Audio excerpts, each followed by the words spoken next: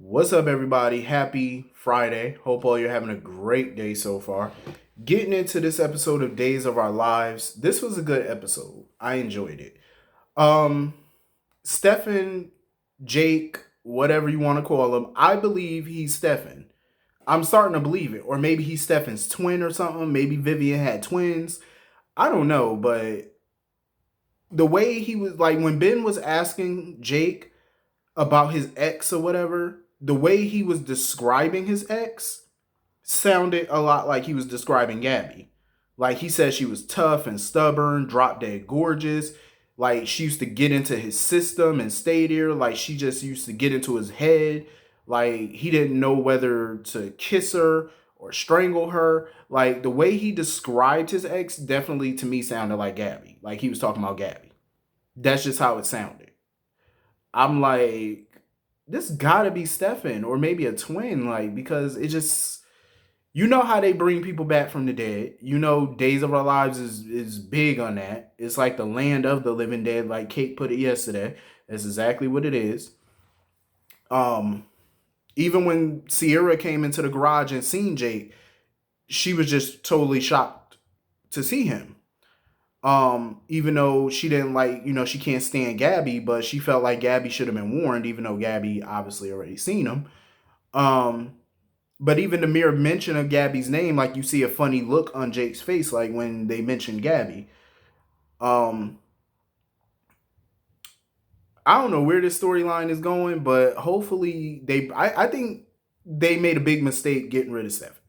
Honestly, I think it was stupid. And I'm glad that they're kind of rectifying that. I just wish that they didn't bring him in as some new character. Like, that's why I'm hoping that maybe, his organs, because, they told Jake how Stefan's organs were donated, but maybe they donated the wrong person's organs. Who knows? Um, so this storyline, I think, has the potential to go into a lot of different directions, but I'm here for it. And it was good when Jake and Gabi ran into each other in the park and stuff like that. I can't wait to see them have it out, and she just could ask him a bunch of questions. It was funny how Ben was just asking Jake all these questions and stuff like, did he grow up around Salem? And Jake was like, do it sound like I grew up around here? Like he was just kind of like, why are you looking at Ben like, why are you so chatty? Like, why are you asking all these questions? Are you usually this chatty, like a little chatty box? Ben was like, no, not really, but he's just trying to get to know his new boss. And he's definitely trying to ask him questions just to see the answers that he get from him to try to see if that really is Stefan. So that's why he was quizzing him basically, just to see what he say. Um. So anyway, moving on from that, Kristen. Brady is just a fool. I listen. I never thought highly of Brady ever. If you watched any of my reviews of days before, then you know good and well I do not think highly of Brady Black. I really don't. I just find him aloof. Like I like just stuck on stupid. Like you're willing to go to prison for this woman.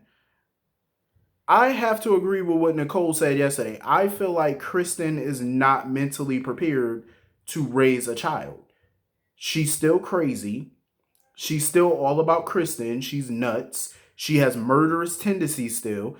Every time she hears bad news or somebody tell her something bad, she gets violent.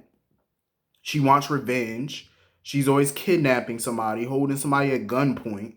Like, this is not the type of woman who should be raising a child. Like, I'm just saying. Um, I as much as I do like Kristen, because I do, I like Kristen because she brings the drama. But I feel like Kristen is not meant to be a full time character. That's just my opinion. I feel like she's not good at being full time because them putting her on contract, I think, was a bad idea. Kristen is the type of villain I feel like she should just come to town to raise hell, then leave, then, maybe a year later or something, come back to town to raise more hell, then leave. That's how I think she should be because she's not the type of character that you can really domesticate. And I felt like they tried to do that with Andre a few years ago when they put him on contract and they had him marry Kate. They tried to domesticate Andre, and we all saw how boring that was. Like they basically turned Andre into a house cat, and that wasn't cool because Andre's not that type. He's the same type as Kristen. Like, they cause hell. This is what they do, and then they leave. You know what I mean? Like, we try to get the characters back to normal, their life back to normal, until those types of characters come back to raise more hell in their life. Just when they're finally at peace, and then these people leave. That's how you're supposed to do it. Like, they're just not the type that you can domesticate. And Kristen saddling her with a baby is the worst thing you can do for Kristen because she's not the motherly type. And I think Nicole raised a good question to her yesterday when she asked her, like, so when your baby starts crying and fussing and stuff like that, are you going to be able to keep it together and take care of your child? Or are you just going to have a breakdown and do something dangerous? You know what I mean? Like, you have to be mentally prepared to have a child, not just financially and everything else, because obviously she got money, but it takes more than that to raise a child. And Kristen is just not all the way there mentally to raise this child. She's a basket case. Like, seriously. Anytime somebody tell her something bad, she always got to, point a gun, kidnap, do whatever. I just think that, saddling her with a kid was not smart. It just wasn't the right way to go.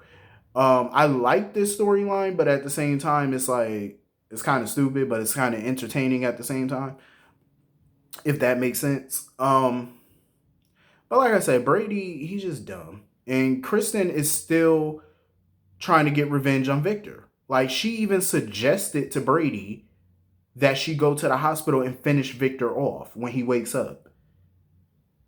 And this is the woman that you're trying to keep out of prison. This is the woman that you want raising your child, helping you raise your kid. This is what you want. Like, I totally understand that she has no remorse when it comes to Victor. I get it. She hates Victor's guts because of what he did. She has that right. You know what I mean? He played God. He took her child, made her and Brady think that their kid was dead. I get that. You got your revenge on him. You stabbed him, which you shouldn't have done. Because Kristen was on this whole kick about trying to redeem herself, especially after killing Haley. But I feel like once she stabbed Victor, that redemption went out the window for Kristen. That's how I feel. I feel like the redemption straight up went out the window for her once she stabbed that man. There was other ways of getting your revenge. Let the cops handle it for once. You know what I mean? Let them try to mount a case against Victor. Let them investigate. You know what I mean? Like, I understand, cops on these shows are worthless. But at the same time, it is what it is. Like, just let them try. Or find another way to get revenge that does not result in violence. You know what I'm saying? Try to still tighten away from him or something. Something along those lines. But stabbing him, that just shows people that you're still the same old murderous Kristen Blake Demira that you've always been. That's exactly what it proves to people. And it didn't take anybody long to figure out that she was behind this because they know Brady. They know that he wouldn't stab Victor. They know he would never physically harm Victor.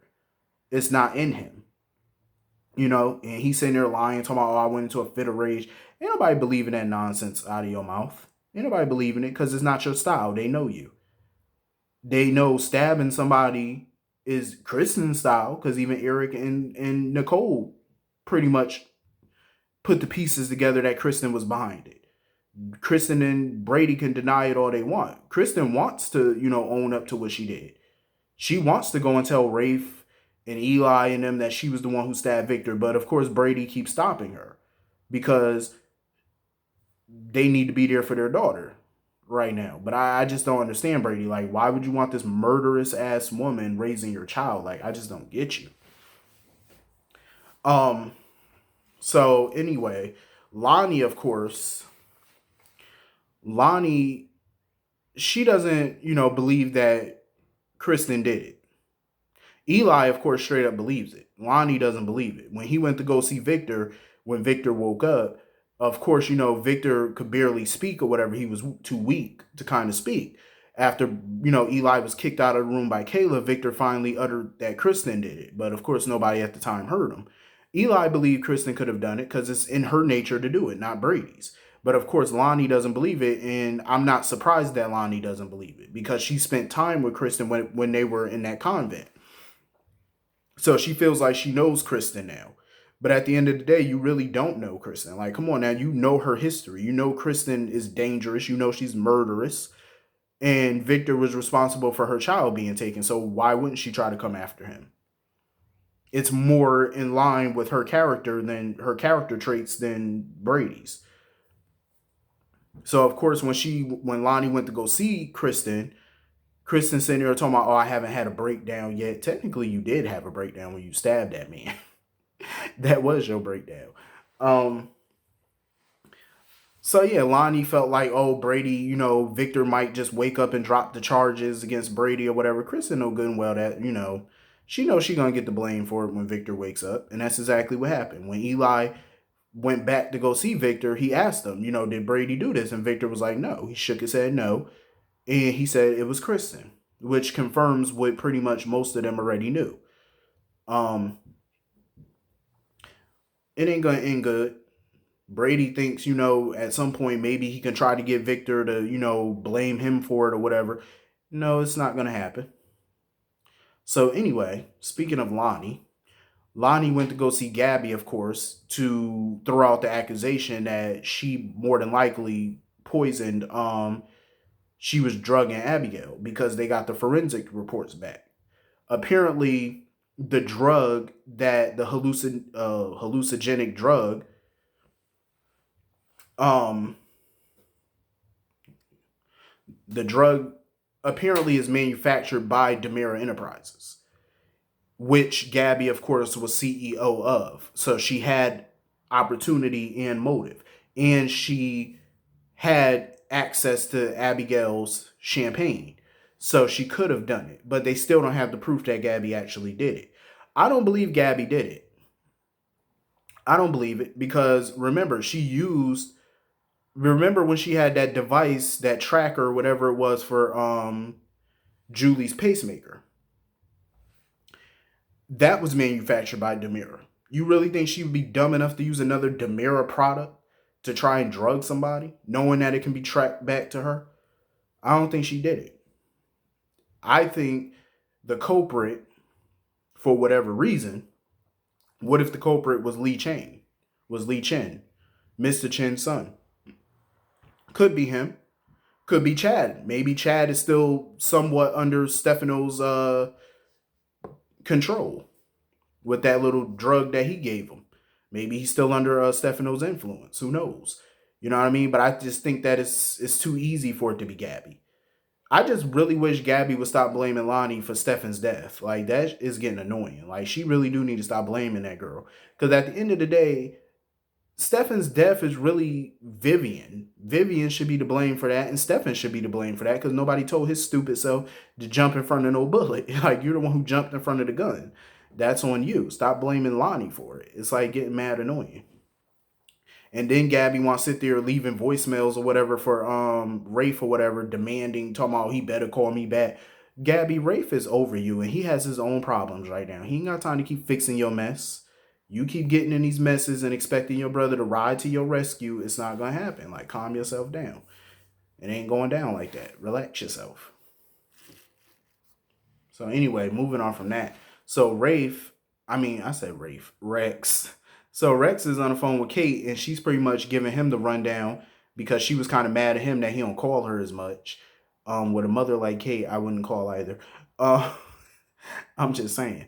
But so she decided to give him a little bit of a rundown of what's going on in Salem with Brady stabbing Victor allegedly and all the nonsense going on, and then talking about her career into politics, talking about politics suits her, and then she got down to the nitty gritty about the baby switch, and that's when she told him about Sarah taking off with Kristen and Brady's daughter. So Sarah actually went back to the cafe because she forgot the baby's blanket.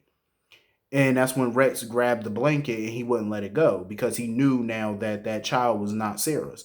But of course, Sarah's in complete mental breakdown mode. She's in denial and she doesn't want to give up the baby. And Rex kept telling her, just give the child back and do the right thing. Because what if you're trying to, put that kid in school and stuff, they're going to find you. They're going to find out that, where you are. So he still just keep trying to convince her to do it or whatever, but of course she's not, because she feels like that child is hers, and she feels like, she's the one who's been taking care of that kid or whatever. And I understand her, where she's coming from, but at the end of the day, that's not your child. Unfortunately, your child passed, and you have to give that one up. But of course, she's not going to do it. So Rex told her that since she won't come to her senses, he has no choice but to call the police. That was stupid on Rex's part. That was done because a desperate person is a dangerous person.